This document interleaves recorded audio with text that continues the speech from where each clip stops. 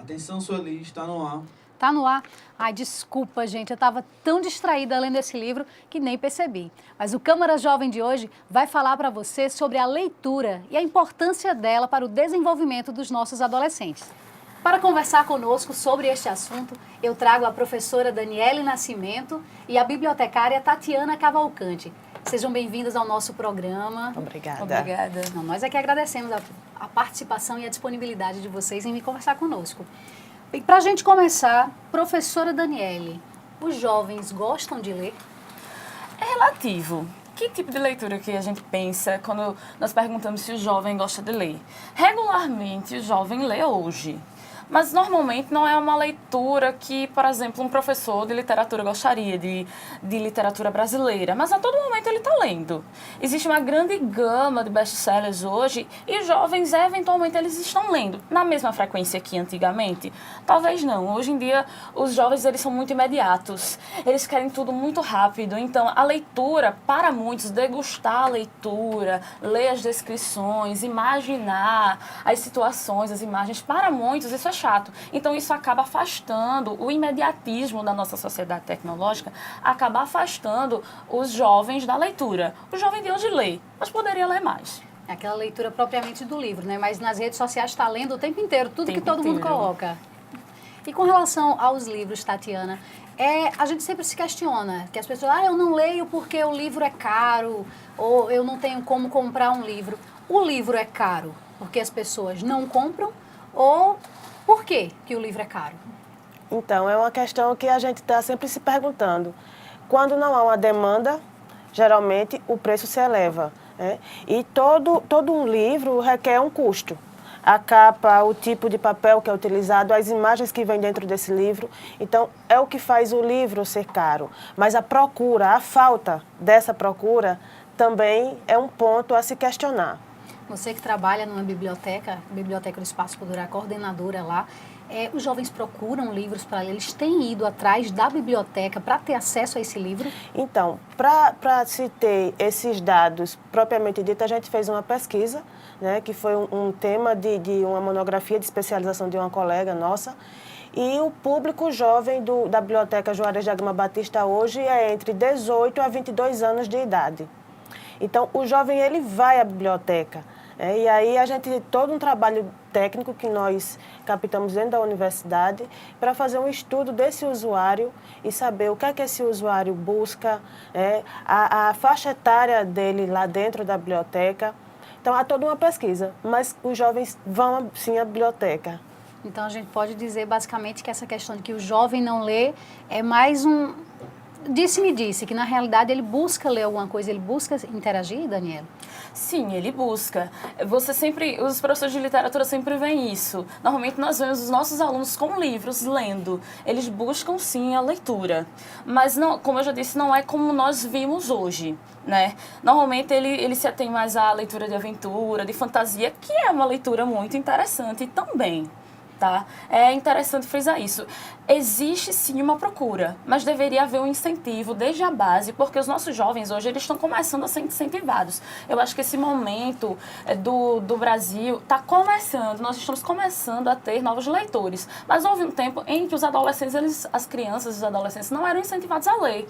E leitura é muito também uma questão de incentivo, de vivência, né? A gente não pode querer que uma criança de 12 anos que nunca leu na vida pegue um livro para ler após os 12 anos. Ele precisa maturar, ele precisa ter essa vivência leitora, começar com os primeiros passos, com a leitura infantil, para poder evoluir nessa leitura. Não dá para começar logo com uma literatura Não de dá para Machado começar de Assis. com Guimarães Rosa, por exemplo. Não pode. Tem que realmente começar no gibi, na história infantil da Cinderela. Sim, desde a base. Inclusive, a gente fez até uma matéria onde a gente conversou com alguns jovens e eles falam justamente sobre essa questão. Vamos ver o que é que o VT nos mostra?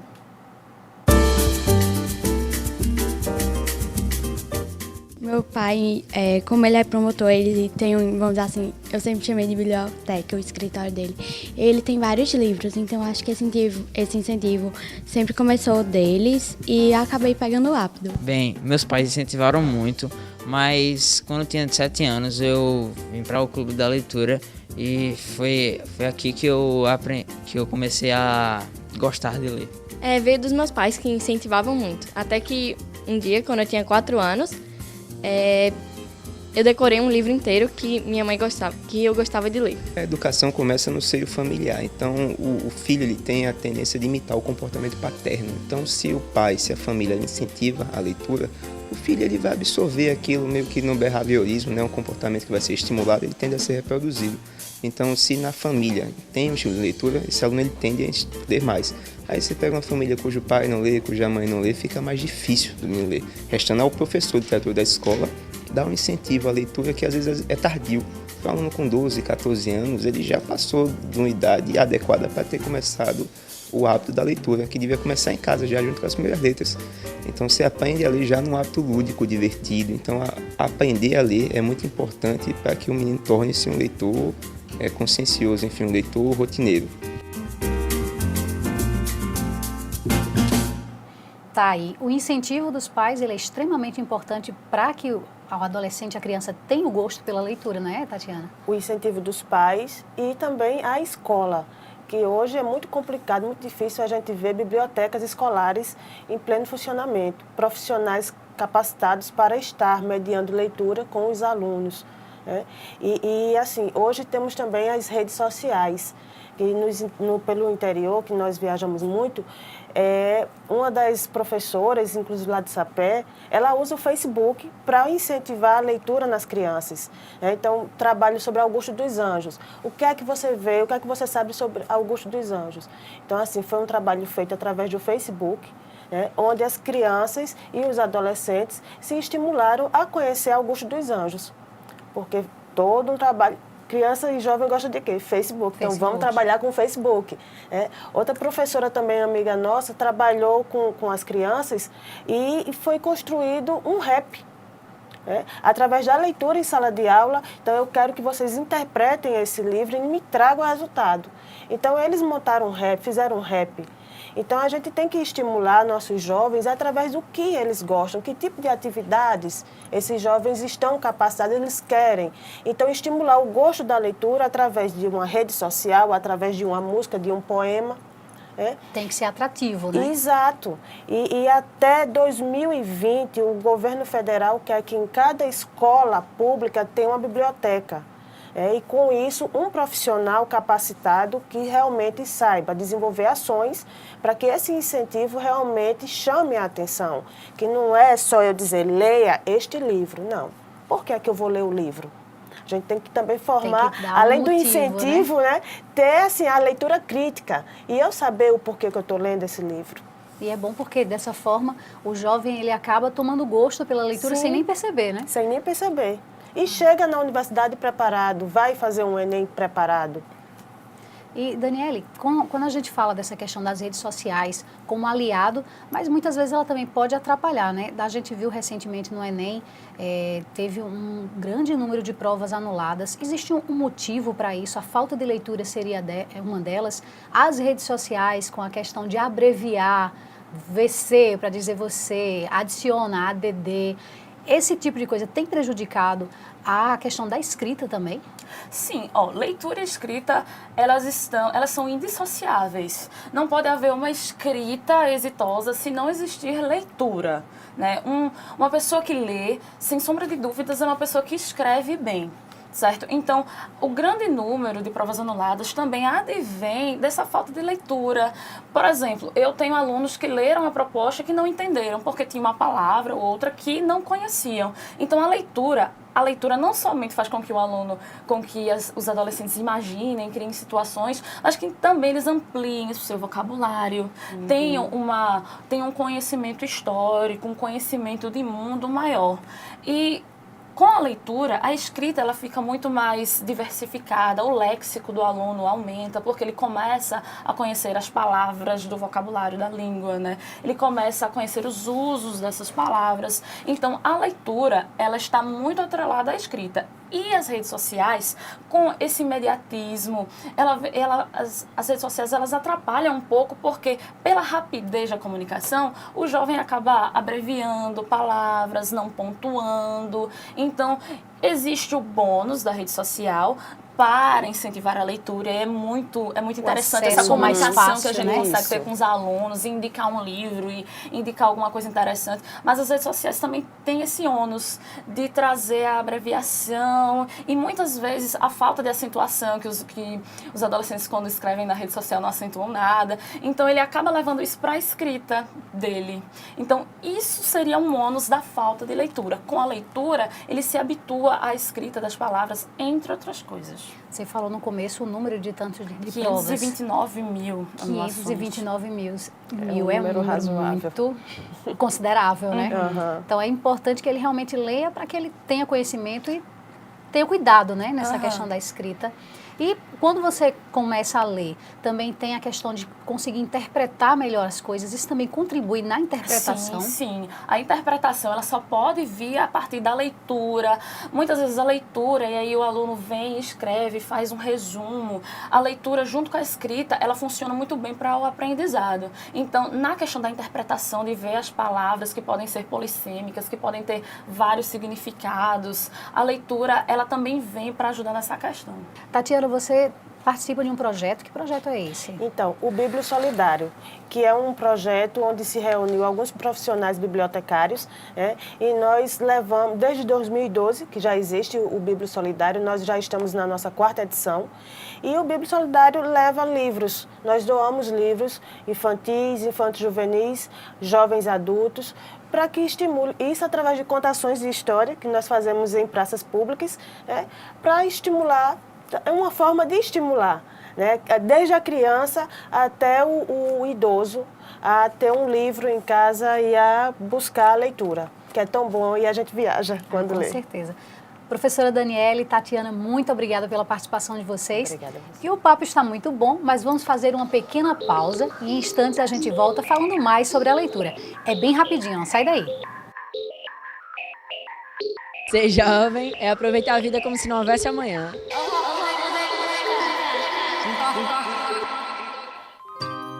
Essa é a nossa história. São lugares e monumentos para serem admirados. Vamos defender nosso patrimônio e manter essa memória viva. Essa é a nossa cidade. São praias e espaços verdes para curtir a natureza. Com a Câmara Municipal, vamos cuidar e preservar nossas belas paisagens. Se João Pessoa é o seu lugar, junte-se a nós. E vamos espalhar cuidados por aí. João Pessoa é o nosso lugar e a gente cuida.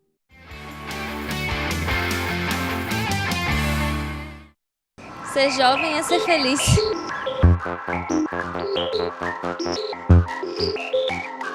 Câmara Jovem de volta e hoje nós estamos falando sobre os jovens e a leitura. E agora eu tenho aqui ao meu lado um jovem de apenas 18 anos que já é escritor, que é o Henrique Mendes. Henrique, seja bem-vindo ao Câmara Jovem. E antes de começar nossa conversa, vamos assistir uma entrevista que fizemos com jovens que amam ler. Vamos conferir. Saindo um pouco dos estúdios, chegando aqui a uma biblioteca, vou logo falando que eu estou encantada. Tenho aqui comigo esses 4 jovens. Gente, eu estava conversando com eles, eu digo a vocês com toda a autoridade. Estou impressionada. Cada um tem uma personalidade, um gosto diferente pela leitura. Vou começar com você, Soraya. Qual é a sua preferência de leitura? Eu tenho um certo fetiche pelos clássicos. Por enquanto, né, enquanto eu tenho lido, eu acho que eu tenho me apaixonado um pouco por incrível que pareça, por Érico Veríssimo. Temos aqui a Júlia, que ela gosta de política. É isso, Júlia? Exato. Existem muitas vertentes literárias e geralmente as que mais se identificam são narrativas, que também possuem um valor inestimável. Mas o que mais desperta o meu interesse são obras teóricas fundamentadas a partir da política. Porque a partir do momento em que você passa a ler, você começa a identificar o que ocorre na sociedade, as desigualdades sociais, o funcionamento do capitalismo. E a partir do momento em que você adquire o seu poder crítico, a sua visão, você passa a perceber quão falho é o nosso sistema. Num país em que a educação beira a precariedade, que não é fornecido, não é propiciado pelo Estado, que o jovem tenha acesso à política, ele torna-se despolitizado, alienado. Então nós vamos culpabilizar jovens que nunca tiveram acesso por não pertencer a uma cultura pré-definida. Acho que agora vocês entendem o meu encantamento com eles, né? Mas continuando a nossa conversa, o Matheus, ele tem um gosto bem diferente do das meninas. Você gosta da poesia matuta, é isso, Matheus? Certo. Eu prefiro os chamados causos nordestinos, que tem um pouquinho mais de humor. Aqueles autores, G.S.E., Amazon, Chico Pedrosa, tudo isso me atrai, eu gosto desse tipo de poesia. Eu recito esses causos e, sem querer me exaltar, mas eu me acho muito bom nisso. Teria um pequenininho que você pudesse falar pra gente? Para se fazer um começo em tempo de eleição, não carece de arrudeio e de dinheiro muito não. Basta um F4000 ou qualquer meio caminhão entalado em beco estreito e um bandeirado mal feito cruzando em 10 posições. Tá aí, Matheus, com certeza, muito boa essa poesia que você recitou pra gente. Mas quem gosta de poesia também, uma poesia mais tradicional, se assim pode dizer, é a Analice, né, Analice? A poesia tem sido parte de mim, na verdade, quase desde sempre. Eu fui muito incentivada desde muito pequenininha. Aí então eu vim crescendo nessa área, em contato com os grandes poetas, ou pequenos mesmo, e eu aprendi a explorar a poesia, que muita da poesia brasileira hoje as pessoas não conhecem, as pessoas não sabem que existem poetas vivos. Tem uma poetisa que eu gosto muito, ela é mineira, que é a Líria Porto, e ela usa das redes sociais para divulgar a poesia dela. E ela, nossa, é incrível. Assim, a cada dia você vai lá e ela tem postado 7 poemas. Ela é uma máquina de poesia. Mas, gente, olha, eu tô aqui conversando com esses 4 que gostam muito de ler, e isso incentiva muito você que está em casa, mas dentre esses 4 tem 2 que estão deslanchando aí para a questão da escrita também, que estão pretendendo escrever. Soraya, você está pensando já em fazer um livro, é isso? Isso, na verdade eu já comecei um pouco o esboço dele, já tenho uma noção do que eu vou escrever e só não tenho ainda uma data de lançamento finalizada, coisa do tipo. Eu estou num processo de poli-lo, estou ajeitando para poder ousar lançar um livro. Muito bem, mas também tem a nossa poetisa Analice, que já está nesse processo, né, de lançamento do livro. Isso. Estou com um livro agora para setembro. Ele é mais ou menos um resumo do que eu tenho vivido de 2 anos para cá. Então é quando eu fui amadurecendo mesmo na poesia. Quando eu descobri que o que eu estava fazendo era poesia, entendeu? Porque antes eu pensava que era normal você pegar e escrever. Aí, agora, esse ano mesmo ele nasce. Que bom. Mas para a gente finalizar, eu agradeço a participação de vocês, mas quero finalizar em grande estilo e quero ouvir uma poesia sua. Recita pra gente. Tá bom. Quando você se levantou, virou a esquina e seguiu, eu sussurrei baixinho, volta, fica, mas você nem me ouviu. Eu sinto que todo mundo naquela cafeteria sentiu, porque levantaram os olhos dos livros com ar curioso, me encararam por segundos, respiraram bem fundo e mergulharam nos romances de novo. Na mesa, ficou o Garcia que você pretendia comprar e esqueceu. 3 passos adiante, a estante de poesia cheia de poemas que você nunca leu. Mais da metade deles é muito melhor que qualquer um dos meus, a não ser os que você inspira. Os que você inspira são bem diferentes. Lá fora, Cherry, O mar dança tão frio e sereno que você não acredita que um mundo como esse, tão pequeno, contém imensidões tão bonitas. Você é apaixonado por imensidões e eu pelas revoltas e revoluções. E o que mais me impressiona é que depois que você foi, a cidade continua linda como sempre. Como se as cores não dependessem justamente da gente, como tudo não mudasse conforme o amor manda. Mas aqui só ficou o caos, aquela confusão que batuca as paredes do quarto e não me deixa dormir, porque eu me levantaria agora e correria até lá fora para implorar que voltasse, Cherry. Mas você sabe pensar, eu só sei sentir, e é por isso que eu fico. Gente do céu, posso bater palma?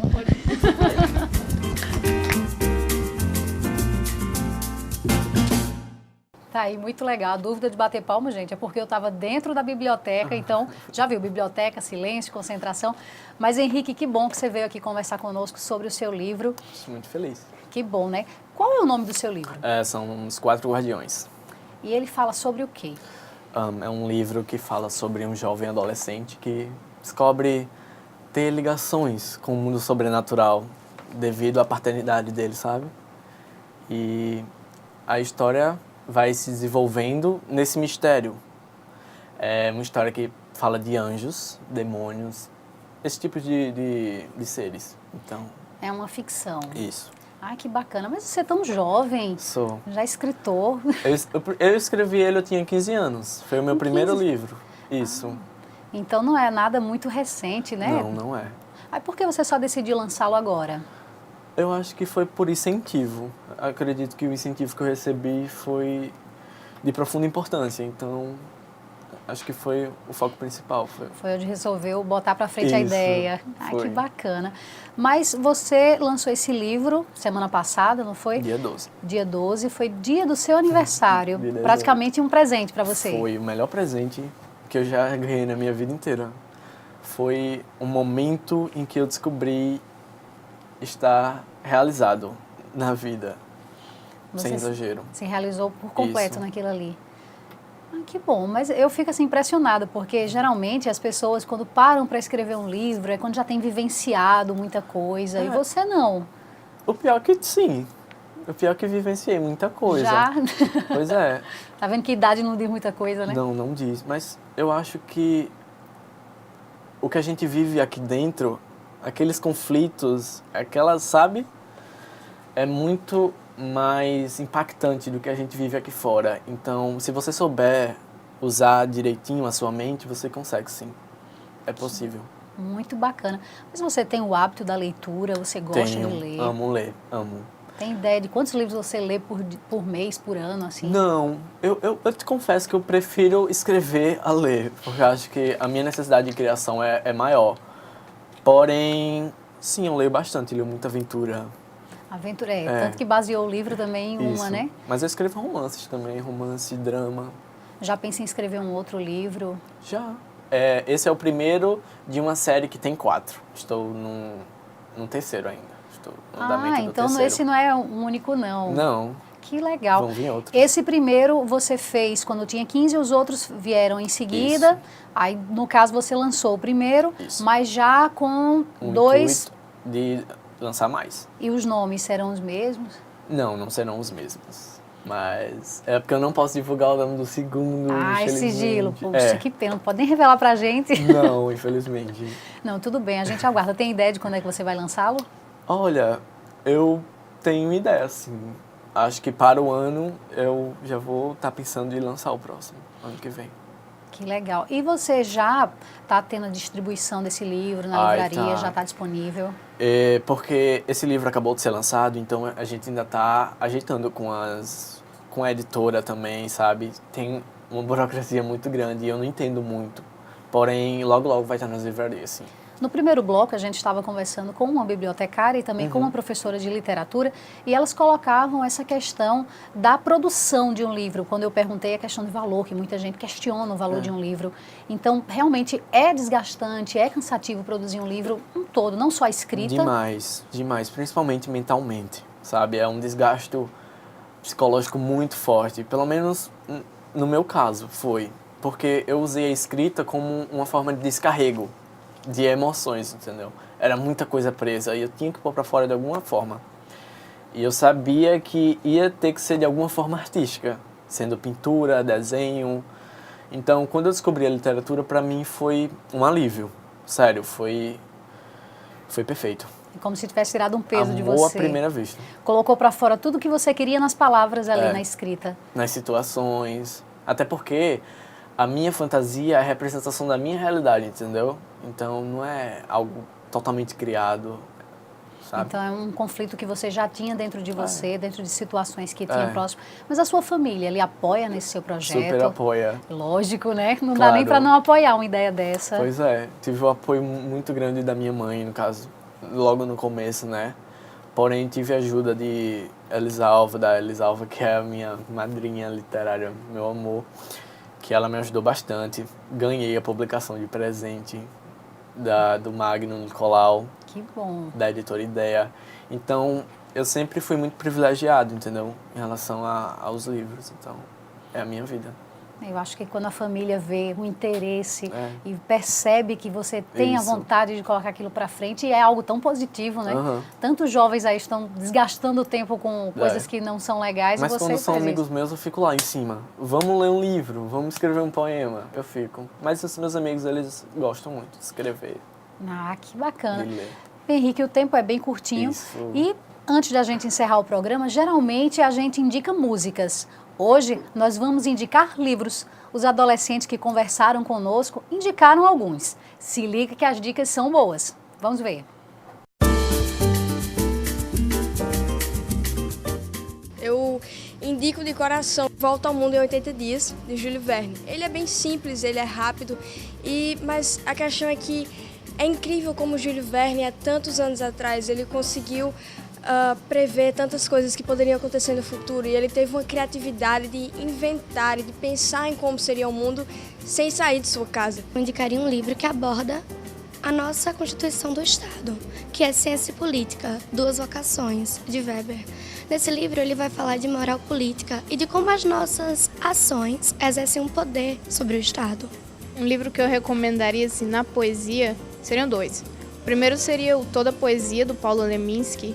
O Leminski é um poeta modernista que ele começa a romper com todos os padrões que tinham sido criados na poesia naquela época. E outro que eu recomendaria seria uma poetisa viva, uma poetisa contemporânea, a Juliana Motter. Ela tem um livro chamado De Carne e Concreto.